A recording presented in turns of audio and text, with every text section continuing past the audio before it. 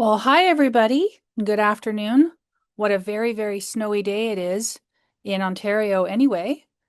My name's Cheryl Van Dalen Smith, and I'm so pleased that you've come to this session hosted by the Faculty of Grad Studies. I serve as the Associate Dean Academic here. I'm also a nursing professor. Today, we're going to talk about something that comes up all the time when we talk to prospective grad students, students who have accepted an offer, and students that are actually actual students are already in their program.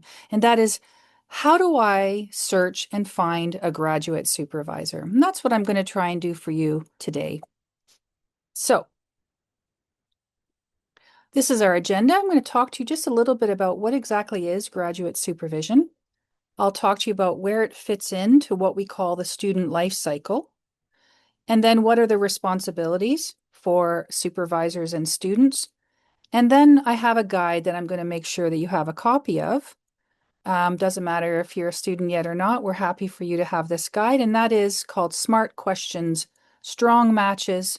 And this is how to find a graduate supervisor. So let's get started. Let's talk a little bit about grad supervision, shall we?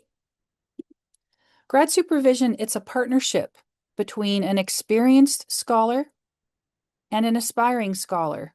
That's you, which shifts over time and years as it takes for the research to be done and your thesis or your dissertation to be written. A graduate supervisor has a role as an academic mentor, and their job is to provide you guidance, encourage your scholarship and your research, assess your performance along the way for sure, teach you some necessary skills. You learn that in your classes too, but we teach you, and then participates in the preparation of your thesis or dissertation. Supervision is intentional work between a scholar and a student. It is a relationship. The relationship is interdependent, and it's meant to be a space of growth, collaboration, and mutual respect. It involves teaching strategies that typically occur in meetings that you would have between yourself and that person. It comes in the form of oral discussion, and sometimes it's written, often it's written feedback on your work. It'll feel a little informal if you compare it to classroom-based learning, but it involves attention to having open communication, a willingness for both of us to learn and unlearn, an openness to giving and receiving feedback, that's the hard part, and always wanting to grow. You grow, we grow. The graduate student has a primary responsibility for your own intellectual growth, but the program and the supervisor also needs to contribute to that, where we place the dignity and value of yourself and the supervisor at the center. Yes, it's about your student's success. We want you to be finished. We want you to be successful and to get your degree and to thrive while doing it. And supervision is central to this. And your partners, but the supervisor is the senior partner. And both of you have rights and responsibilities in that. So here's a picture of the student life cycle. Some of you are probably over here around recruitment and admissions. And some of you, yeah, I think that's who we're talking to. So you can see it goes like this: recruitment, admission, then there's orientation, and then all the requirements. See the busy box that says coursework, research, professional development, doing a comprehensive exam. Don't get freaked out by this because you'll learn it. This is where supervision fits in, right there. So where the red box at the top is really when a supervisor comes into a role. Sometimes you have to secure a supervisor before you even apply. Some programs will tell you that. Other programs, you need to secure a supervisor by a date I'm going to tell you about. That's a Faculty of Grad Studies rule. But we're with you through your coursework, through your research. We should be guiding you in professional development. There's a midway exam called the comprehensive, when then you become a candidate if you're a doctoral student, and then you move to a defense. So I want you to, if you can, pull up your phones. I'm going to guess all of you have phones right there, and scan that QR code, would you? And if my colleague Eileen, if you're available to grab the second link that I placed in our Just Yours and My chat for the Ontario principals, you can pop that into the chat for me whenever it's convenient for you. So York University has rules. All universities have rules about how supervision rolls. Who has a responsibility for what? And so we outline in this document that you just scanned, there's responsibilities for the supervisor, responsibilities for students, responsibilities for committee members, and then your program has responsibilities, and so do we, the Faculty of Grad Studies. So I want you to know that it's really a very accountable situation where everyone has accountabilities, and you as a student have an accountability to be a full-on partner in the supervisory relationship.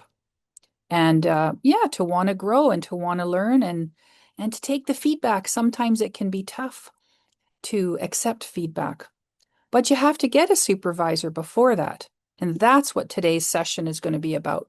So I just want to show you this second to last diagram before I move you to how do you find a supervisor? And that is on the left, you can see just a few of the responsibilities from that document you now have of the supervisor. So we're supposed to provide you guidance around your research. We need to treat you uniquely. We should be reasonably accessible to you, respond to you in a timely manner, especially when you submit work to us, ensure a safe research and relational environment, etc. And over on the right, here's you meeting deadlines, follow regulations, work with your supervisor to progress, but also if there's things getting in the way, identifying those barriers and talking them through, providing evidence that you're making progress in your research, and then giving serious consideration to the advice and feedback you receive from a supervisor. You can see the rest there. In the middle, there's shared responsibilities. So we're both supposed to communicate regularly. We're both supposed to know each other's roles and responsibilities. We're both supposed to work on the research plan. We're both supposed to foster mutual respect and know about the policies. So you can see it's a very intentional relationship. And the goal is not only your wellness, our wellness, but that you achieve the degree. The principles of supervision here at York University, if you're coming here or if you're thinking about coming here, and we sure hope you're going to come here, are this: dignity, respect, mutuality, efficacy, which means making sure that the supervisory relationship is effective, and accountable or accountability. So we all have responsibilities. All right, take a breath. So that was the quickest introduction to supervision ever. I'm going to move you now to smart questions, strong matches, and that's to focus on how to navigate the search for a graduate supervisor. What I want to say to you is this: all doctoral programs require a supervisor. The majority of master's programs require a supervisor, but not all. And so how do you find that out? You consult the program that you've applied to and that you're hopefully coming to. Some programs require you to secure a supervisor in order to apply. That will also be on the application page. And so some of this is really salient to some of you because you're on the hunt to find a supervisor that makes good sense for you. Others, you get to do your coursework for a while and then you can find your supervisor. So it changes depending on the program. So there are 10 best practices for students who are navigating a search to find a grad supervisor. And soon, everyone, there'll be time for questions. So I'm just going to talk at you for a little while. So your supervisor and you should have some kind of alignment in terms of the research you intend to do, the scholarly work you intend to do, or your creative interests, meaning some of you do arts-based work attached to your degree, for example. When you're trying to find a supervisor, you should consult reliable sources, i.e., I wouldn't say that Rate Your Prof is that reliable, or Reddit, because overwhelmingly the research demonstrates that all the positive thoughts about individuals often don't make it on there. And some of the negatives, half of them are true and the other half are not. So that wouldn't be considered reliable. So our guide tells you what's reliable. And then making sure that you're able to understand their expectations and you're able to share your expectations of being supervised, what you would want in a mentor. And also that you understand that selection is a two-sided decision, that the supervisor needs to feel that it's a fit for them, and you need to feel that it's a fit for you. Fit also links to work style compatibility.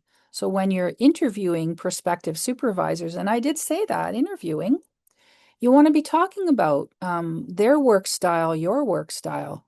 So if you're not sure what yours is, you might want to reflect on that a little bit. Are you a burst worker? Are you one that sort of takes little snippets of work along the way and then lands it? Are you one that works to the deadline? Think about it. It's also a good practice to check in with current students where possible, not in a gossipy way, but sort of like, oh, I've heard, I want to talk to Dr. Smith. What do you think? Have you heard of other students that have been supervised with Dr. Smith? How do you think it went? Maybe you have a chance to talk with alumni. You never know. And you want to choose a supervisor and a grad program, by the way, with your whole life in mind, thinking about all the other aspects of your life and how you can carve out time to be in relationship with this person, to do meaningful scheduled work. And then I always say, trust your gut, trust your instincts. If you have a conversation with a prospective supervisor and I don't know, your spidey senses sort of go off and you think this doesn't really feel comfortable, pay attention to that. Maybe it feels super comfortable, pay attention to that. And it's always a good practice to meet with multiple potential supervisors. So let's say you're applying to the School of Nursing. You need to have a prospective supervisor lined up. You would look at the whole list of supervisors listed on that page, on the School of Nursing's page, and you would email them. And I'm going to tell you how to email them. We have a guide for that. And actually interview them and say, I'm thinking about doing work in this area, and then you have the conversation.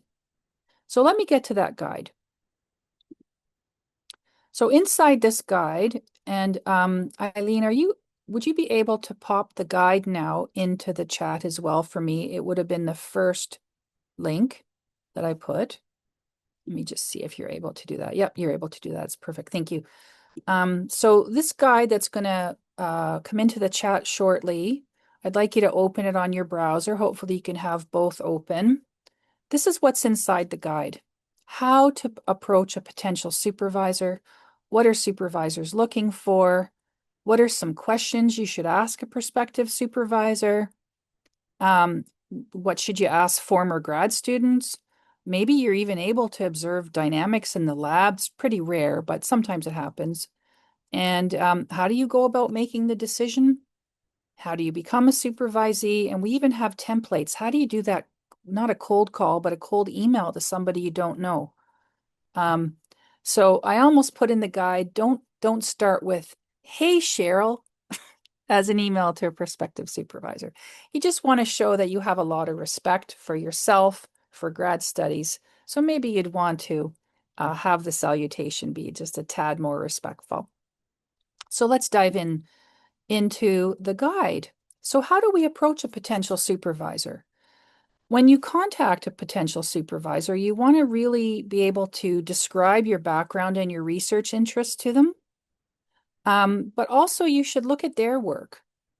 Look at what kind of work they've done. Maybe look at their publications. I have students who have read publications of mine that prospective students that will reach out to me and say, I really like this. I'm really wanting to do work in that area. So it helps that they can sort of see what I've done. After you email them and you meet with them, you should always follow up with a brief email within 1 to 2 weeks. And also you should consider all potential supervisors, even if you seem after a first interview that you get a good hit and you think, wow, this would be fantastic. You never know whether they have space or time. I just like you to have a few options that then you can consider. So, and just tell them that. Say, thank you very much for the meeting. I'm going to be hopefully meeting with a couple of other supervisors. And they should tell you ideas of people. Since you've told them what you want to do, they could say, hey, have you talked about Dr. Eileen? Or have you heard about Dr. Uzma? and they could give you their sort of coordinates in the chat if you're meeting by Zoom. So we really need to know what supervisors are looking for. So when you're talking with us and we're considering bringing you into our fold and bringing you into our team, I guess, we like when students have a clear expression of interest in terms of what they want to do and that they understand the kind of research or the kind of work that they want to do. And also that they understand that research is relational. It's not just they're going to go off all by themselves, that it's actually a partnership. And that students know who they are, where they come from, and they're able to articulate maybe, I've had some experience in this area. I feel I could pull this forward. And also for students that are building and creating, and that they're actually working towards something bigger than themselves. I love when students come forward with really exciting ideas, and you don't have to have it fully established, but you have some idea about what you want to study. Also, that students that understand that it's not, unless you're studying math, it's not math, and that there may be multiple truths in the work you want to do, and that you're open to that you're really not coming in to just prove a point, that you're coming in to inquire. Maybe you want to look that word up. What does inquire mean? And that you're open to that. That'd be cool. Inquire with an I for this particular context. Okay. So what are some questions that you want to ask a prospective supervisor? So you might want to ask them, what projects are you currently working on? Or what areas of scholarship are you interested in? You could even ask them after you've told them, I want to do work in harm reduction, or I want to look at diabetes care in Ghana, what they think about your topic too. Do they feel that they have interest in it or could contribute in some way? You might also want to ask them, how do they tend to provide feedback? Written, verbal, what's their typical turnaround time? And hopefully the supervisor's honest about that. Then you might want to ask them about their supervision style. There's different styles of it. There's really laid back, there's really on top of you. There's a blend of that. So, once you know the kind of mentor you would like, you might want to ask them, what is their style of supervision? And also, this is the best one. What do they want to know about you? Do they have questions that they'd like to ask you? And also, what are your expectations of me as a grad student if we end up working together? That's a good question. And this is all in the guide, so you don't have to write it down. So say you get the opportunity to ask questions of current and rarely former grad students. You never know, you might know someone. Someone in your family knows someone who was in the program, that kind of thing. Just remember, though, someone might have had one really negative experience, and you don't want to base your decision making just on that. So you want to approach this when you're asking current students of Dr. Cheryl, say, for example, or past students of Dr. Cheryl, for example, you want to ask it in a dignified professional manner because it's grad studies versus sort of gossipy. What has their experience been like being supervised by that person, or what was it like in that program? What was supervision like in that program, or maybe even in that lab, if that's a fit? And what would a student need to do in order to work positively with a prospective supervisor? And do you feel prepared for your milestones? And that's the steps along your degree. Or did you feel prepared when you graduated? Those kind of sort of open questions, I think. Again, if it's asked in a very professional and dignified way, I think that's the best approach. So it's pretty rare, but sometimes you might get an opportunity with permission to observe lab dynamics for those of you that are STEM focused. And so say you have permission to observe a lab, you might want to be thinking, do the students in there seem motivated, collaborative, engaged, dead tired? Is there a sense of community among the students? Are there any professional development events or resources attached to that lab? So you've interviewed a bunch of people, Maybe you got to talk with a couple past students, maybe even got to observe a lab. Maybe it's a dance lab or an art lab. I don't know. And now you have some decisions to make, don't you? But remember what I said, it's a two-way street for the decision. So for you, if you've interviewed a few prospective supervisors, best practice in this area, as I say, suggests meeting with several prospective supervisors in order to make decisions. Um, I've had students tell me that they knew right away that a given person was a fit, but they still interviewed people.